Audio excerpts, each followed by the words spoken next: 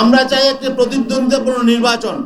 বাংলাদেশে স্বাধীনতা পরবর্তী যে নির্বাচনী যে কলঙ্ক হয়েছে সেই কলঙ্ক থেকে আমরা বেরিয়ে আসতে চাই। আর আমরা এমন সমঝোতার নির্বাচন, নিজেদের মধ্যে ভাগাভাগির নির্বাচন এবং সিলেকশনের নির্বাচন এটা আমরা চাই না, মানুষ এটা চায় না, কিন্তু আমরা সেই আশঙ্কা করছি। সেই আশঙ্কা থেকেও আমরা শঙ্কিত যে আগামী দিনে আসলে সুষ্ঠু নিরপেক্ষ গ্রহণযোগ্য নির্বাচন হবে কিনা, নাকি আমাদের সাথে ঐক্য করে তলে তলে আবার ভিন্ন রকম কিছু হবে, এই আশঙ্কাটাও আমাদের মধ্যে দেখা দিয়েছিল। তো এই জন্যে আসলে আমরা মনে করছি এগুলো জনগণের সামনে প্রকাশ করা দরকার। জনগণও বুঝতে পারছে, উপলব্ধি করছে।